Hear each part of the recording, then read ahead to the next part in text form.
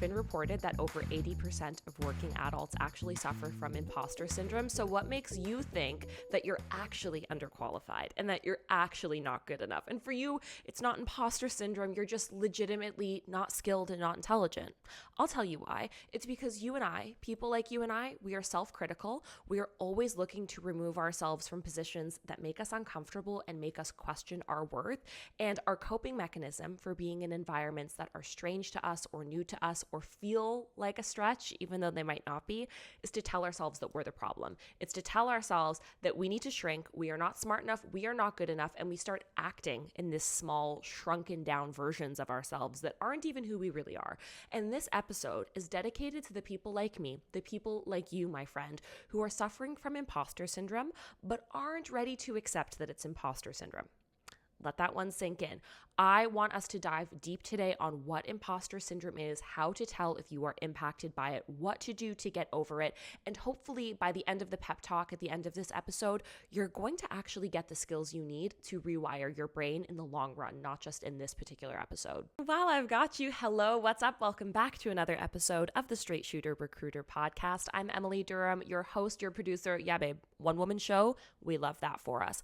Friendly reminder, you are currently listening to our Sunday episode, which means it's going to be short, sweet, education-packed to really get your week off to the right start, especially when it comes to things like money, your finances, your career, your confidence, and if you need a little midweek pick-me-up, which I certainly do. It's on Wednesdays, right? It's hump day. You're going to go open up your podcast platform of choice. I don't care what it is. You're going to click on the new Wednesday episode of the Straight Shooter Recruiter because every Wednesday we're posting a What Would Emily Do episode where I'm answering your specific questions, everything from your toxic boss to the coworker you have a crush on to how you're feeling about your body, your relationships. It is everything you're going to need to feel like your best self in and out of the office. It's long, it's chatty, it's a vibe, whereas this episode, we're getting right to it, okay? We're hopping right into it. And part of having imposter syndrome is thinking that you don't have imposter syndrome.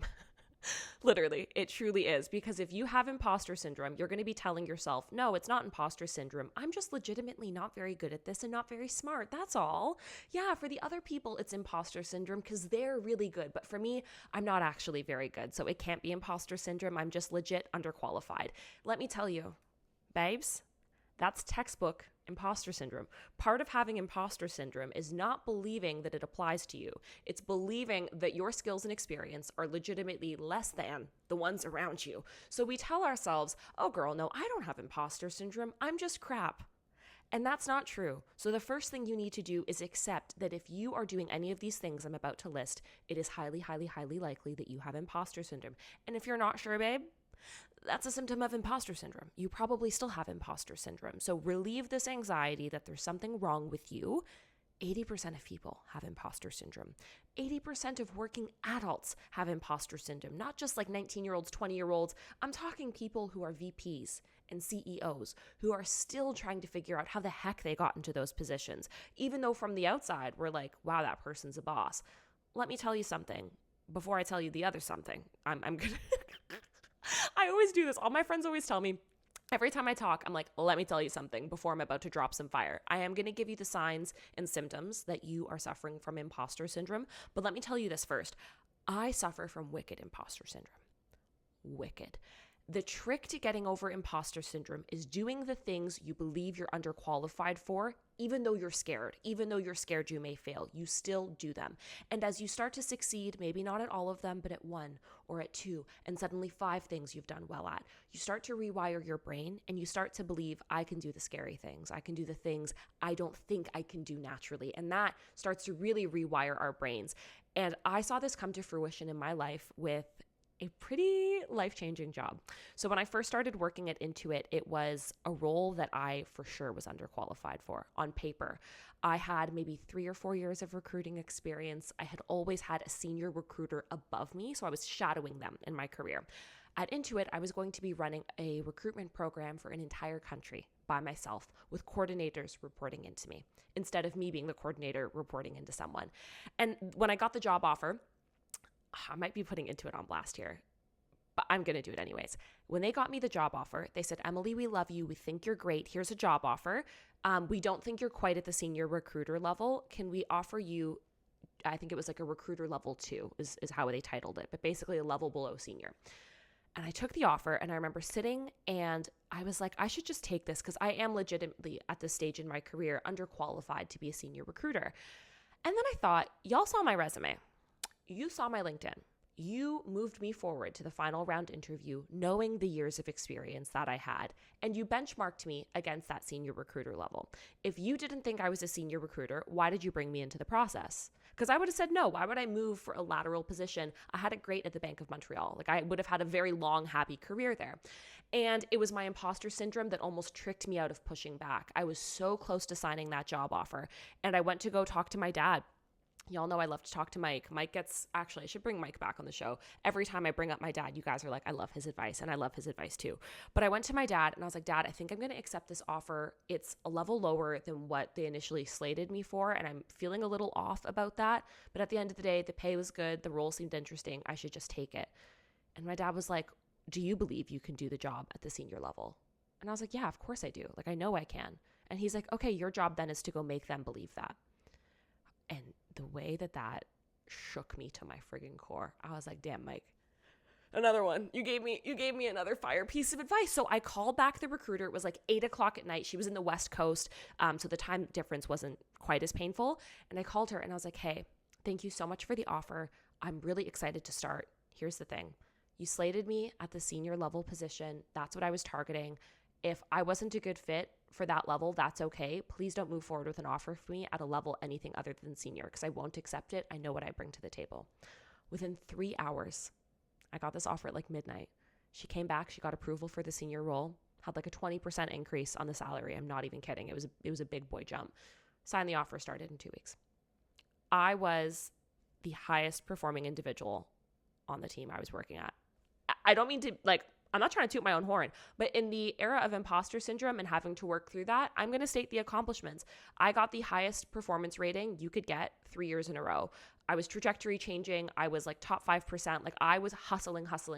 And I remember the woman who hired me told me that it would have been the biggest disservice to my career to bring me in at a level lower.